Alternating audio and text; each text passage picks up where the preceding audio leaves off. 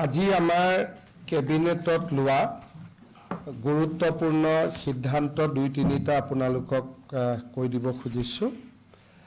প্ৰথম কথা যে আজি আমাৰ কেবিনেটত জল জীৱন মিছনৰ অধীনত যিবিলাক আঁচনি নিৰ্মাণ কৰা হৈছে বা ভৱিষ্যতে নিৰ্মাণ কৰা হ'ব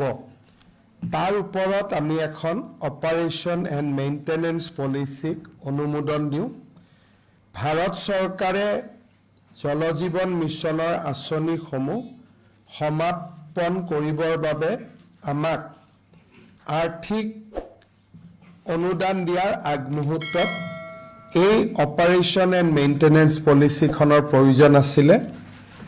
ৰাজ্য চৰকাৰে এই অপাৰেশ্যন আৰু মেইনটেনেন্স পলিচিখন আজি অনুমোদন জনোৱাৰ ফলশ্ৰুতিত অনাগত দিনত জল জীৱন মিছনৰ আঁচনিসমূহ আমি সম্প্ৰসাৰণ সমাপন কৰিবলৈ ভাৰত চৰকাৰৰ পৰা পাবলগীয়া যি পুঁজি আছে সেই পুঁজি পোৱাৰ পথ প্ৰশস্ত হ'ব। জল জীৱন মিছনৰ কাম কৰা ঠিকাদাৰকে ধৰি বহুত লোক চিন্তাত আছিলে যে আমি এই আঁচনিৰ ধন পাম নে নাপাম। ভাৰত চৰকাৰে আমাক কৈছিলে যে তোমালোকে ONM পলিচিখন পাছ কৰি কৰা, তেতিয়া আমি তোমালোকক পৰৱৰ্তী অনুদান দিয়াৰ কথা বিবেচনা কৰিম। আজি কেবিনেটে এই ONM পলিচি অপাৰেশ্যনেল মেইনটেনেন্স পলিচিখন অনুমোদন দিয়াৰ পিছত আমি এতিয়া যথেষ্ট আশাবাদী যে জল জীৱন মিছনৰ আঁচনি সম্পূৰ্ণ কৰিবলৈ ভাৰত চৰকাৰে আমাক প্ৰয়োজনীয় ধন আগবঢ়াব। আমাৰ ধেমাজি নগৰত অসমৰ বৰ্তমান যিটো আমাৰ ৰাজহ আইন তাৰ দ্বাৰা 5 কিলোমিটাৰ পৰ্যন্ত যদি কোনোবাই মাটি আবণ্টন কৰে তেওঁলোকে নগৰৰ নিয়মত 1.5 কঠাতকৈ বেছি নাপাইছিলে। আজি আমি ধেমাজিৰ ক্ষেত্ৰত এই আইন আমি শিথিল কৰি দিওঁ আৰু টাউনৰ 1 কিলোমিটাৰৰ পৰাই আমি এই গোটেই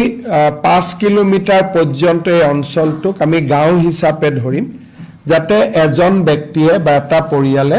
7 বিঘা পৰ্যন্ত মাটি চৰকাৰৰ পৰা পাব পাৰে। এই সিদ্ধান্তৰ ফলত ধেমাজিত বহুদিনীয়া অভিযোগ এটা বা অভাৱ এটা পূৰণ হ'ব।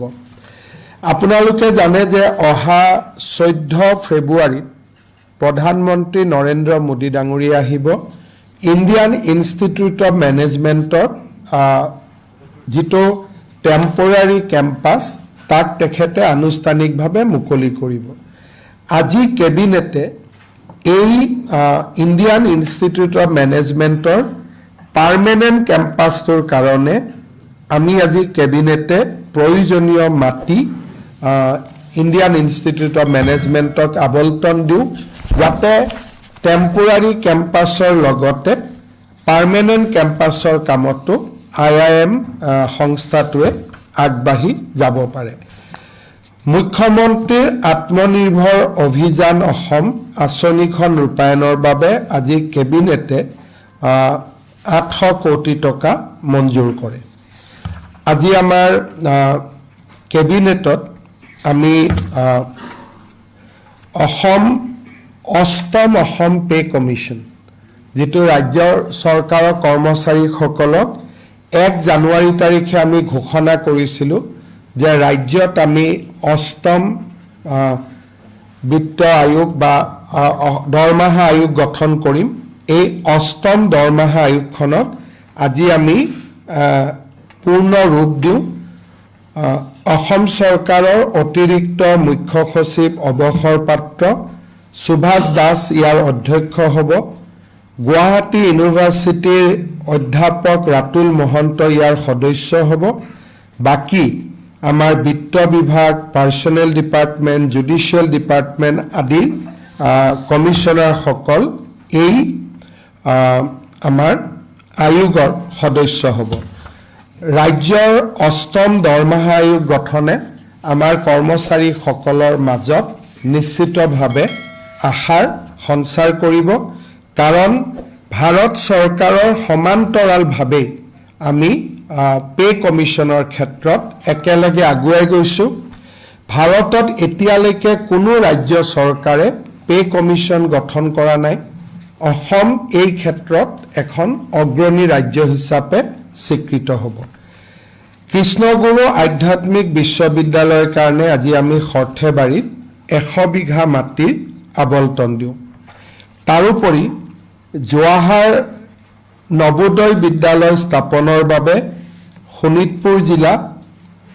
চৰাইদেউ জিলা আৰু কামৰূপ মেট্ৰ জিলাৰ চন্দ্ৰপুৰত আজি আমি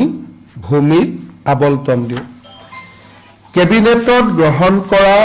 এই সিদ্ধান্ত কেইটাৰ উপৰিও আলী তৌকিৰ শেখ এণ্ড আদাৰ্ছ তেওঁলোকৰ ভাৰত বিৰোধী ঘটনাৱলীৰ সম্পৰ্কত আমি যিখন স্পেচিয়েল ইনভেষ্টিগেশ্যন টীম গঠন কৰি দিছিলোঁ তাৰ প্ৰতিবেদন আজি কেবিনেটত পুংখানুপুংখভাৱে আলোচনা হয় আলোচনাৰ অন্তত গোটেই বিষয়বস্তুৰ গভীৰতালৈকে লক্ষ্য কৰি গৃহ মন্ত্ৰালয়লৈকে এই গোচৰটো হস্তান্তৰ কৰাৰ সিদ্ধান্ত লোৱা হয় আৰু গৃহ মন্ত্ৰালয়ে তেওঁলোকৰ এটা ইনভেষ্টিগেটিং এজেঞ্চি NIA হওক বা আন ইনভেষ্টিগেটিং এজেঞ্চি দি ইয়াৰ পৰৱৰ্তী তদন্ত কৰক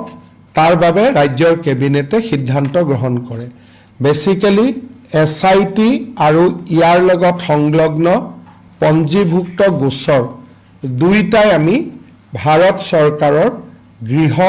মন্ত্ৰালয়লৈ হস্তান্তৰ কৰাৰ বাবে আজি কেবিনেটে সিদ্ধান্ত গ্ৰহণ কৰে পৰৱৰ্তী এই কেছটোৰ পৰৱৰ্তী যি তদন্ত সেয়া ভাৰত চৰকাৰৰ পৰ্যায়ত আৰম্ভ হ'ব বুলি কেবিনেটে বিশ্বাস কৰে কেবিনেটে যিখিনি তথ্য গোপনীয় নহয় কেবিনেটে সেই তথ্যখিনিক লৈ অহাকালি এখন সাংবাদিক মেল অনুষ্ঠিত কৰি সংবাদ মাধ্যমক এই গোটেই ইনকুৱাৰী বা ইনভেষ্টিগেশ্যনৰ ওপৰত সদৰি কৰিবলৈ মুখ্যমন্ত্ৰীক অধিকাৰ প্ৰদান কৰে আৰু অহাকালি 10:30 বজাত আমি আপোনালোকক নিমন্ত্ৰণ জনাম আৰু প্ৰায় 1.5-2 ঘণ্টা সময় লাগিব কাৰণ ৰাষ্ট্ৰীয় সংবাদ মাধ্যমো আহিব ইংৰাজী অসমীয়া দুইটাতে ক'ব লাগিব 10:30 বজাত আপোনালোক আমি নিমন্ত্ৰণ কৰিছোঁ অহাকালি এই বিষয়ে আমি আপোনালোকৰ লগত কথা পাতিম খালি আজি কেবিনেটৰ যেটো সিদ্ধান্ত যে case has been transferred to ministry of home affairs for further inquiry and investigation